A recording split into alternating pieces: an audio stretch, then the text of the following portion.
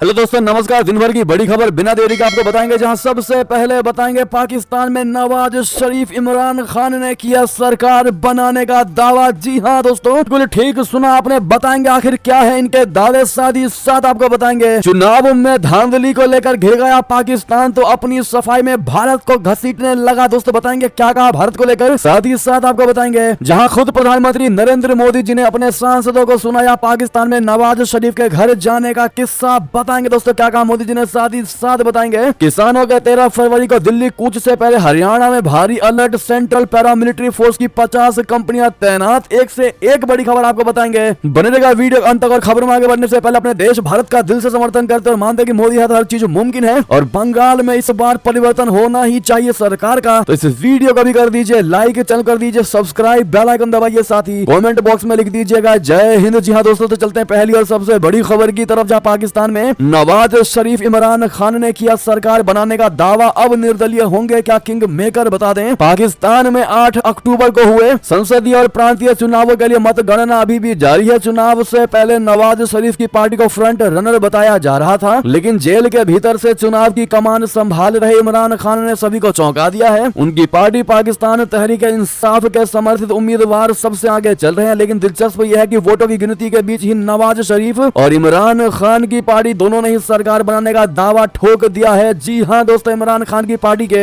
समर्थित उम्मीदवारों ने सेना की पसंद माने जा रहे PMLN चीफ नवाज शरीफ की पार्टी को फिलहाल रेस में पीछे छोड़ दिया है। इमरान खान को जेल में रखने का एक मकसद उन्हें चुनावी दौड़ से दूर रखना भी माना जा रहा था, लेकिन अब तक जितनी भी सीटों के नतीजे सामने आए हैं उसके मुताबिक उनकी पार्टी के समर्थित उम्मीदवारों की जीत ने सेना के मंसूबों पर पानी फेर दिया है। रिपोर्ट्स के मुताबिक अब तक के चुनावी नतीजों के अनुसार 266 सीटों पर हुए नेशनल असेंबली के चुनाव में इमरान खान की पार्टी PTI का समर्थित निर्दलीय उम्मीदवारों ने लगभग 96 सीटों पर जीत दर्ज की है। नवाज शरीफ की PML ने 66 सीटों पर जीत हासिल हुई है। इसके साथ ही पाकिस्तान पीपुल्स पार्टी ने लगभग 51 सीटों पर जीत दर्ज की है। MQMP ने 14 सीटों, PML ने 3 सीटों, IPP ने 2 सीटों, JUIP ने 2 सीटों और PNAP और MWM ने 1-1 सीटों पर जीत हासिल की है। जी हाँ दोस्तों, ऐसे में कयास लगने लगे हैं कि अब समय आ गया है कि पाकिस्तानी सेना को आत्मनिरीक्षण करने की आवश्यकता है। पाकिस्तान के राजनीतिक इतिहास में 9 फरवरी अब एक महत्वपूर्ण तारीख बन गई है। देश परिवर्तन के मुहाने पर खड़ा है, लेकिन चुनाव के नतीजों पर संशय बना हुआ है। PTI समर्थित उम्मीदवार इंटरनेट पर रोक और निर्वाचन क्षेत्रों के लिए स्पष्ट निर्देशों की कमी जैसी चुनौतियों को पार करते हुए रेस में आगे है। जी हाँ दोस्तों, यानी कि नवाज शरीफ अपनी सरकार बनाने के लिए अब नए उम्मीदवारों से मुलाकात करेंगे। नवाज शरीफ ने सभी विजेता निर्दलीय और अन्य दलों की जीत का सम्मान करते हुए सरकार गठन के संकेत दिए हैं, यानी कि पूरे तरीके से जल्दबाजी में नवाज शरीफ सरकार बनाने की बस किसी भी कीमत पर कोशिश करने में लगे हुए हैं। जी हाँ, तो वहीं आपको बता दें इमरान खान की PTI पार्टी ने बिलावल और नवाज शरीफ के साथ गठबंधन से क्लियर मना कर दिया है। जी हाँ, कहा अकेले सरकार बनाएंगे। बता दें जेल में बंद पूर्व प्रधानमंत्री इमरान खान की पार्टी पाकिस्तान तहरीक इंसाफ ने शुक्रवार को पाकिस्तान पीपुल्स पार्टी यानी कि बिलावल भुट्टो की पार्टी और पाकिस्तान मुस्लिम लीग और नवाज यानी नवाज शरीफ की पार्टी के साथ किसी भी तरीके का गठबंधन करने से साफ इनकार करते हुए कहा है कि वो अपने बलबूते संघीय सरकार बनाने की स्थिति में है। जी हाँ दोस्तों, बहरहाल जिस प्रकार से पाकिस्तान की जनता ने इमरान खान को बहुमत के साथ वोट दिया है दोस्तों, इससे आपका क्या राय होगा बताएगा जरूर आपकी इस पर क्या राय होगी। साथ ही साथ अगर आप भी मानते हैं कि नवाज शरीफ की सरकार धांधली के भरोसे ही बनने वाली है, क्योंकि नवाज शरीफ का सपोर्ट पाकिस्तान की सेना कर रही है और सेना जिसको चाहती है वो सरकार बनाता है, ना कि पाकिस्तान की जनता जिसको चाहती है वो बनाता है। तो आपका दोस्तों इस पर क्या टेक होने वाला है, क्या राय होगी, कमेंट में लिखकर अवश्य बताएगा। देखते हैं भारत की जनता की क्या राय है पाकिस्तान के इलेक्शन पर। साथ ही साथ आपको अगली खबर, बड़ी खबर बता दें, चुनाव में धांधली को लेकर घिर गया पाकिस्तान तो अब अपनी सफाई में भारत को लगा घसीटने। दरअसल पाकिस्तान में जिस प्रकार से आम चुनाव की मतगणना जारी है, जिसमें बड़े पैमाने पर धांधली की खबरें आ रही हैं। 8 फरवरी यानी चुनाव के दिन पाकिस्तान में इंटरनेट बंद करा दिया गया था और सोशल मीडिया पर भी पाबंदी लगा दी गई थी, लेकिन पाकिस्तान के कार्यकारी सूचना मंत्री मुर्तजा सोलंकी ने कहा है कि इंटरनेट पर कोई पाबंदी नहीं थी और लोग सोशल मीडिया भी इस्तेमाल कर पा रहे थे। चुनाव में धांधली का आरोप झेल रहे सोलंको ने उल्टे भारत पर ही निशाना साधकर अपना पल्ला झाड़ने की कोशिश की। उसने पत्रकार से कहा कि उनकी सरकार ने शांतिपूर्ण और सही तरीके से चुनाव संपन्न कराए हैं। उन्होंने इस बात को खारिज कर दिया कि चुनाव के दिन इंटरनेट पर पाबंदी थी। हालांकि उन्होंने ये जरूर कहा कि सुरक्षा कारणों से बहुत से देश इंटरनेट पर पाबंदी लगाते हैं और पाकिस्तान कोई इकलौता ऐसा देश नहीं है जिसने ऐसा किया है। सोलंकी ने अपनी जवाबदेही से बचते हुए अपने घरेलू मामलों में भारत को घसीटने की कोशिश की। बिना भारत का नाम लिए उन्होंने कहा कि साल 2022 में विश्व के 35 देशों में 187 बार इंटरनेट शटडाउन किया गया और कथित लोकतांत्रिक कहलाने वाले हमारे पड़ोसी देश ने तो 84 बार इंटरनेट शटडाउन किया। गौरतलब है कि साल 2022 में भारत में 84 बार इंटरनेट शटडाउन की घटनाएं सामने आई थी। अब ऐसे में दोस्तों जब खुद पर बात आई है तो भारत को लगते हैं ये पाकिस्तानी घसीट रहे हैं। इस पर आपका क्या जवाब होगा दोस्तों, साथ ही साथ कमेंट में मोदी है तो हर चीज मुमकिन है कहना बिल्कुल मत भूलिएगा। नेक्स्ट खबर आपको बता रहे हैं, जहां अमेरिका पर भड़के व्लादिमीर पुतिन, कहा अमेरिका ने ही यूक्रेन को भड़काया, तख्ता पलट करवाया, दे डाली धमकी। जी हाँ, मौजूदा समय में रशिया और यूक्रेन के रिश्ते काफी तल्ख चल रहे हैं। दोनों देशों के बीच करीब 2 साल से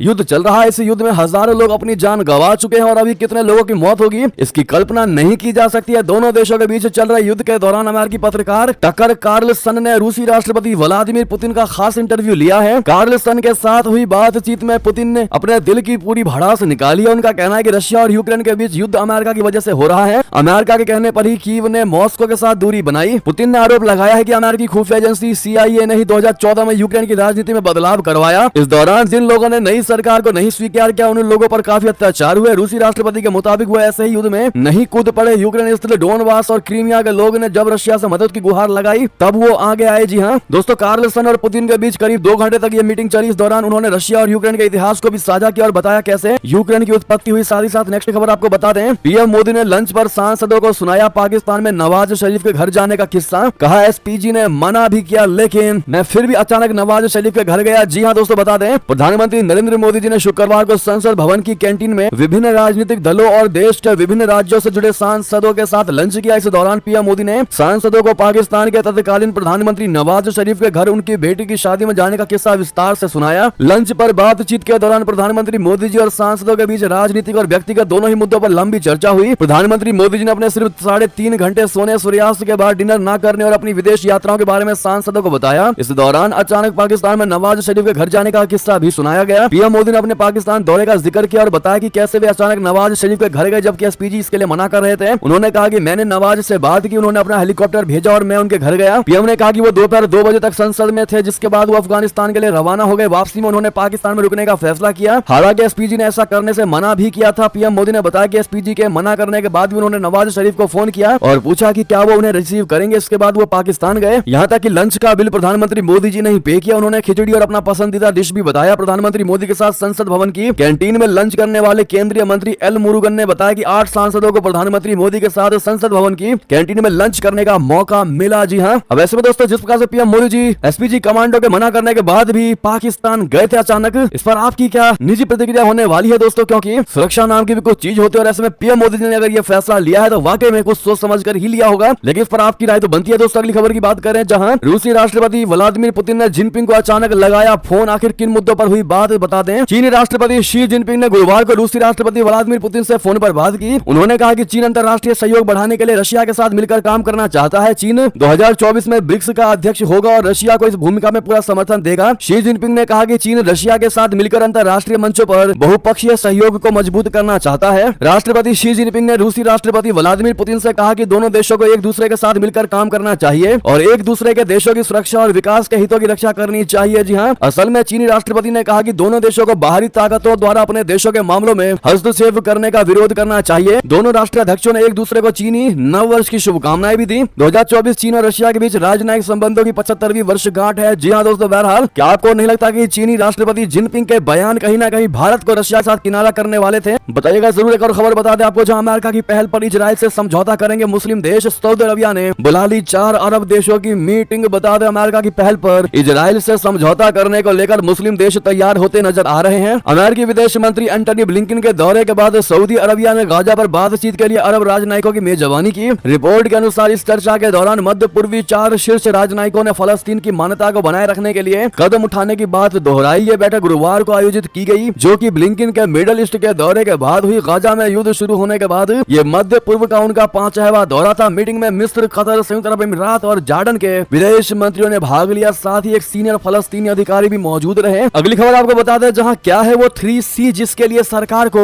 10 में से 10 दे रहे हैं एक्सपर्ट। चीन को पछाड़ने की यही बनाएंगे बुनियाद। जी हां, सरकार ने हाल में पेश बजट में अपनी प्राथमिकता साफ कर दी है। उसका फोकस 3 चीजों पर है, कंजम्पशन, कैपेक्स और कंसोलिडेशन। इसके लिए एक्सपर्ट मोदी सरकार को 10 में से 10 अंक दे रहे हैं। उनका कहना है कि सरकार के लिए लोकसभा चुनाव से पहले लोक लुभावन घोषणाओं का बहुत आसान मौका था, लेकिन उसने ऐसा कुछ नहीं किया। अलबत्ता मुश्किल रास्ते पर चलते हुए दूर का टारगेट सेट किया। उनमें से राजकोषीय घाटे को कम करने का लक्ष्य बेहद अहम है। सरकार ने वित्त वर्ष 2024-25 के लिए राजकोषीय घाटे को सकल घरेलू उत्पाद का 5.1% करने का लक्ष्य रखा है। यह लक्ष्य पिछले वित्त वर्ष के लिए संशोधित लक्ष्य 5.8% से कम है। भारत का विकसित देश बनने का लक्ष्य 2047 तक है। 3 साल में भारत के दुनिया की तीसरी सबसे बड़ी अर्थव्यवस्था बनने जाने के आसार है। ये 3 सी चीन को पछाड़ने के लिए बुनियाद तैयार करेंगे। जी हाँ दोस्तों, नेक्स्ट खबर आपको बता दें, जुकरबर्ग की कंपनी ने ईरान के सुप्रीम लीडर के खिलाफ लिया बहुत बड़ा एक्शन, अकाउंट को कर दिया ब्लॉक। जी हाँ, ईरान पर 35 साल तक सत्ता चलाने वाले अयातुल्ला अली खामेनेई के सोशल मीडिया प्लेटफॉर्म के इंस्टाग्राम और फेसबुक अकाउंट को ब्लॉक कर दिया गया है। इस बात की जानकारी मेटा कंपनी के अधिकारी ने दी। अकाउंट्स ब्लॉक करने की वजह बताते उन्होंने कहा कि खामेनेई ने मेटा के गाइडलाइंस का उल्लंघन किया। खामेनेई काफी समय से सोशल मीडिया अकाउंट के जरिए गाजा जंग में खुले तौर पर हमास का समर्थन कर रहे थे। अयातुल्ला अली खामेनेई ने गाजा पर इजराइल के लिए किए जा रहे अटैक के साथ साथ यमन के हुती विद्रोहियों के लाल सागर में शिपिंग पर हमलों के खिलाफ फलस्तीनी के हमलों का भी पब्लिकली सपोर्ट करते आए हैं। इन संगठनों को अमेरिका ने आतंकी संगठन घोषित किया है। बता दें, अमेरिका की मेटा कंपनी अपने प्लेटफॉर्मों के लिए कई तरह की पॉलिसी बनाई हुई है, जिसको ना उल्लंघन करने पर अकाउंट को ब्लॉक कर दिया जाता है। जी हाँ, नेक्स्ट खबर बता दें, कनाडा में फार्मा केयर बिल पर बड़ी खलह। एनडीपी नेता जगमीत ने पीएम ट्रूडो को दिया बड़ा अल्टीमेटम। जी हाँ, भारत के साथ चल रहे तनाव के बीच कनाडा की आंतरिक कलह भी खुलकर सामने आने लगी है। कनाडा के एनडीपी नेता जगमीत सिंह ने प्रधानमंत्री जस्टिन ट्रूडो को अल्टीमेटम देते हुए कहा कि अगर वे 1 मार्च तक फार्मा केयर कानून का प्रारूप पेश करने में विफल रहे तो वे अपना विश्वास मत खोदेंगे। बुधवार के संवाददाता सम्मेलन के दौरान सिंह ने खुलासा किया कि सोमवार को उनकी प्रधानमंत्री के साथ बैठक हुई थी, जिसमें उन्होंने ट्रूडो को फार्मा केयर बिल के मामले में न्यू डेमोक्रेट पार्टी की चेतावनी याद दिलाई। सिंह ने कहा कि मैंने यह स्पष्ट कर दिया है कि यह एक ऐसी चीज है जिसके बारे में हम बहुत गंभीर हैं। हम इस बात को लेकर बहुत गंभीर है कि फार्मा केयर को वितरित किया जाना है। साथ ही साथ अगली खबर बता दें, समुद्र में मछुआरों को तैरता मिला शिवलिंग, देखने के लिए उमड़ रही भीड़, विवाद भी शुरू। जी हाँ, गुजरात में कावी के समुद्र तट पर शिवलिंग मिलने के बाद भरूच और आसपास के जिलों से लोग बड़ी संख्या में प्रदर्शन के लिए आ रहे हैं। कावी गांव के लोग इस शिवलिंग का भव्य मंदिर बनाने की बात कर रहे हैं। दूसरी ओर कुछ लोग इस पर सवाल उठा रहे हैं कि यह शिवलिंग है या नहीं। पुरातत्व विभाग से जांच कराने की मांग कर रहे हैं। शिवलिंग मिलने से नया विवाद शुरू हो गया है। भरूच जिले के जम्बूसर तहसील के कावी गांव में मछुआरों को मिला शिवलिंग गुजरात समेत पूरे देश में चर्चा का केंद्र बन गया है। कावी के देवी पूजक समुदाय के लोग जो पेशे से मछुआरे हैं, वो 7 तारीख को मछली पकड़ने के लिए समुद्र में गए थे। इसी दौरान एक शिवलिंग जाल में फंस गया। इसका वीडियो सोशल मीडिया पर वायरल हो रहा है। बहरहाल आप भी कमेंट में हर हर महादेव जरूर कहिएगा। अगली खबर बता दें, पाकिस्तान से भी कंगाल हुआ यह मुस्लिम देश, यूएई को बेचने जा रहा धरती का स्वर्ग,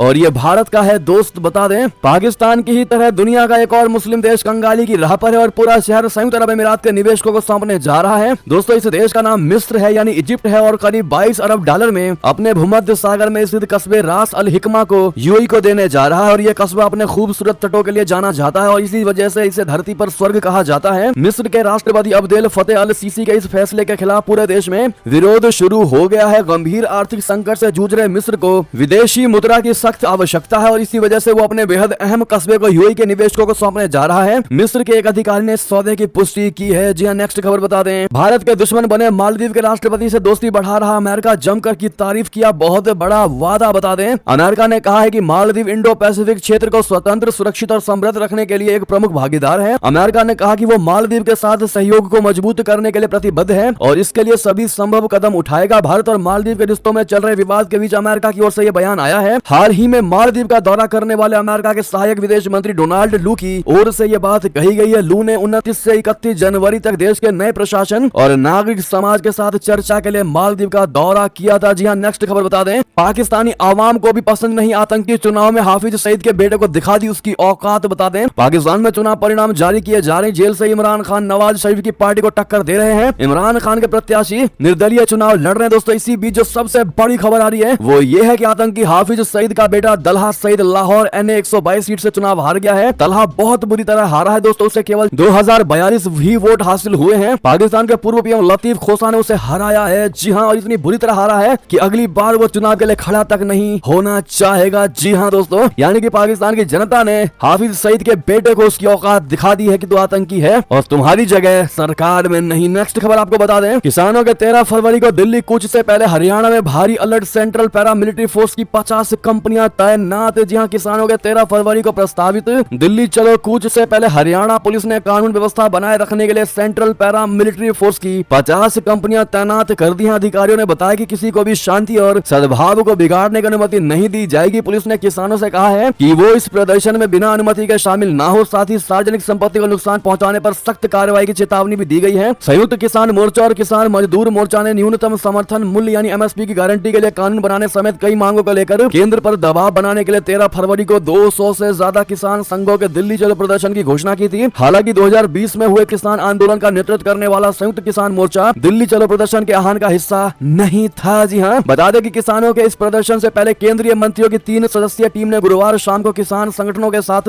नेताओं के साथ विस्तृत चर्चा की थी। जी हाँ दोस्तों, नेक्स्ट खबर आपको बता दें, हल्द्वानी के दंगाइयों पर लगाया जाएगा एनएसए, मृतकों के नाम भी आए सामने। जी हाँ, उत्तराखंड के हल्द्वानी के बनभूलपुरा में हुई हिंसा ने पूरे देश को झकझोर के रख दिया है। हालात ऐसे हो गए कि प्रशासन को कर्फ्यू लगाना पड़ा और दंगाइयों को देखते गोली मारने का आदेश जारी किया गया। अब राज्य के डीजीपी अभिनव कुमार ने शुक्रवार को कहा है कि हल्द्वानी में पुलिस कर्मियों पर हमला करने और आगजनी और तोड़फोड़ करने वालों के खिलाफ कड़े राष्ट्रीय सुरक्षा कानूनों यानी एनएसए के तहत कार्रवाई की जाएगी। डीजीपी ने एडीजी और अन्य वरिष्ठ अधिकारियों के परामर्श से स्थिति का आकलन करने के लिए हिंसा प्रभावित शहर का दौरा भी किया है। इस बीच पुलिस की ओर से हिंसा में जान गंवाने वाले लोगों के नाम भी जारी कर दिए गए हैं। जी हाँ दोस्तों, नेक्स्ट खबर आपको बता दें, अब की बार 400 पार क्यों एनडीए को आरएलडी और टीडीपी जैसे छत्र पदों की जरूरत। जी हाँ, भारतीय जनता पार्टी ने इस साल होने वाले लोकसभा चुनाव में 370 से अधिक सीटें जीतने का लक्ष्य रखा है। साथ ही बीजेपी के नेतृत्व वाले एनडीए गठबंधन को 400 के पार ले जाने की बात हो रही है। प्रधानमंत्री नरेंद्र मोदी ने खुद 2024 के आम चुनावों के लिए यह टारगेट सेट किया और संसद से इसका ऐलान भी कर डाला। पीएम मोदी ने आगामी लोकसभा चुनाव के बाद तीसरी बार उनकी सरकार बनने का विश्वास जताया। बीते सोमवार को उन्होंने कहा कि देश के मिजाज को देखकर लगता है कि आम चुनाव में भाजपा को 370 सीटें और राष्ट्रीय जनतांत्रिक गठबंधन को 400 से अधिक सीटें मिलेंगी। राजनीतिक जानकारों का कहना है कि इस टारगेट को पूरा करने के लिए एनडीए कुनबे को और ज्यादा मजबूत करना बहुत जरूरी है। यही वजह है कि राष्ट्रीय लोक दल और तेलुगु देशम पार्टी से बीजेपी की नजदीकियां बढ़ रही है। जी हाँ दोस्तों, नेक्स्ट खबर आपको बता दें, अब किस मुंह से मोदी को इनकार करूं, दादा को भारत रत्न के ऐलान के बाद गठबंधन पर जयंत चौधरी का बयान। प्रधानमंत्री नरेंद्र मोदी ने कल 3 और नामों का ऐलान किया जिन्हें भारत रत्न से सम्मानित किया जाएगा, जैसा कि हमने आपको पहले बताया। इनमें से एक नाम के पूर्व प्रधानमंत्री चौधरी चरण सिंह का भी है। इसको लेकर राष्ट्रीय लोक दल